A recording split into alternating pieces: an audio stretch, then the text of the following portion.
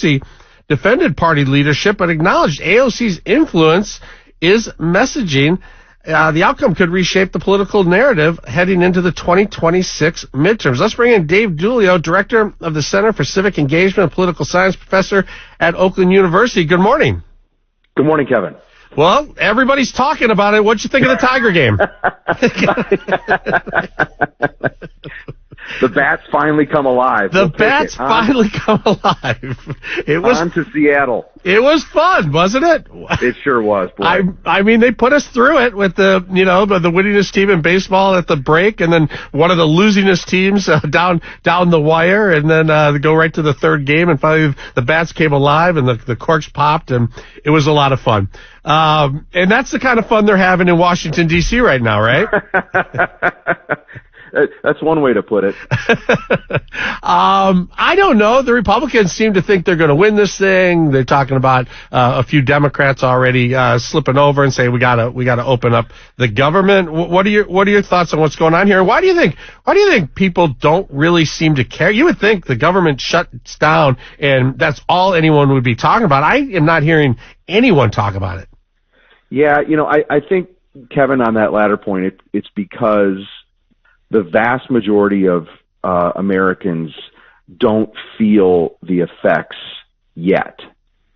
I think the folks who are furloughed or who are working without a paycheck are certainly feeling the effects, but everyday Americans really don't. And I should note that those folks who are furloughed and working but not getting paid, they'll be made whole. It happens every time we have a shutdown where, they'll get their back pay.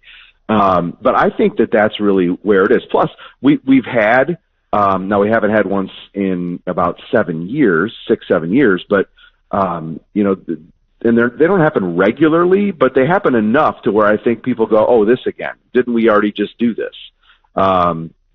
And I think an extra and really interesting layer here is that we had that threat of one at the state level earlier this week, and even in the face of that, Governor Whitmer came out and said, "Look, if we don't have a budget, it's really no big deal. We're going to have the government's going to continue to function as normal." So if you don't care, how are we supposed to care? Bingo. Yeah. Well, I watched the markets. Remember how crazy the markets went when we first heard about tariffs? And then now, we discuss a new tariff comes out or a new negotiation. The market just ignores it. It feels like the market is ignoring this news, which you would think it would react to a shutdown. It has not. And maybe, again, just because it's early. But I just feel it goes to this whole sort of feeling or idea that we are so disenchanted with our politicians. We are just so not happy with the performance. And here's another situation where they come out and they are hot and they are yelling at the other team and this is all your fault, and the other team says, this is all your fault. And I think everyone's just fed up. It's like, whatever. When you're done with your show, it's like watching a 3-year-old who's mad about not getting a cookie and they're throwing a tantrum, and you're like, all right, I'm just going to wait it out. When you're done, when you run out of energy, we'll get on with our day. That's what it feels like to me.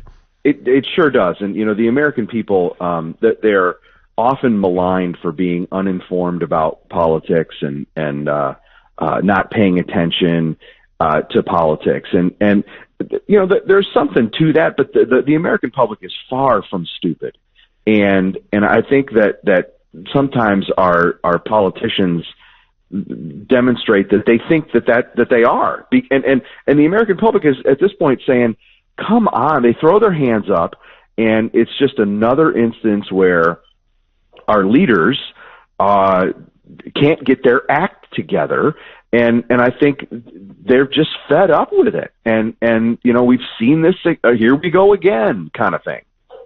But what do you think it's really about? Is it really about Schumer being afraid of AOC and the progressive left? Is it about the Democrats wanting to protect health care? Is it about Republicans saying we're not going to let the Democrats add another $1.5 trillion in spending, or we're not going to let the Democrats force us to pay for health care for illegals? Is it any of that? Is it about something else? Is it about winning the midterms?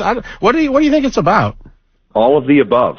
I mean, this is one of those scenarios where it's impossible to identify any particular one factor, right? I think that there's so many layers to this onion, even on what, is normally a fairly simple exercise. And we should separate these. I think it's important to note that what the Republicans are what the Senate's going to vote on today and what the House has already passed is a simple continuing resolution, which would not finish the government's job of the year heading into the fiscal year, but it would simply for I think it's till November 21st would fund the government at fiscal year 2025 levels.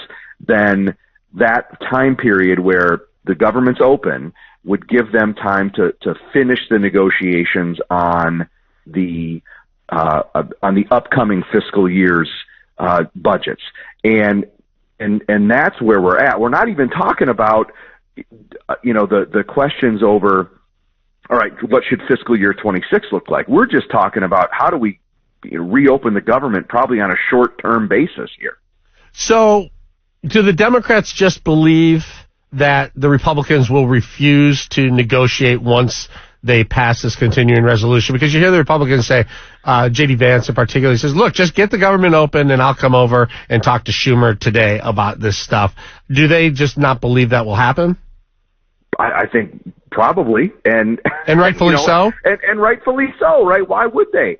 I think that because they did this last time, right? Last time they voted to have the continuing resolution, and nothing got negotiated between that time and this time. Nothing important, anyway. Nothing that got us to a point where we would have a deal, right? I mean, I'm sure that there's been some give and take, but on the big issues, I think, and there are several, right? But they just haven't been able to do it. And usually what we have is the brinksmanship, right? Where the arguing and the threatening goes right up until the 11th hour and or past the 11th hour, and they push us right to the edge, and then either a deal gets done or okay, let's give the government another 3 weeks of funding, and then we'll figure it out from there. That didn't happen this time. No. I think the sides are pretty dug in, and we might see this one last, a week or so. All right. Dave Dulio, Director of the Center for Civic Engagement and Political Science Professor at Oakland University. Thanks so much. I appreciate it. Thank you, Kevin. Go Tigers. It's All Talk. I'm Kevin Deitz.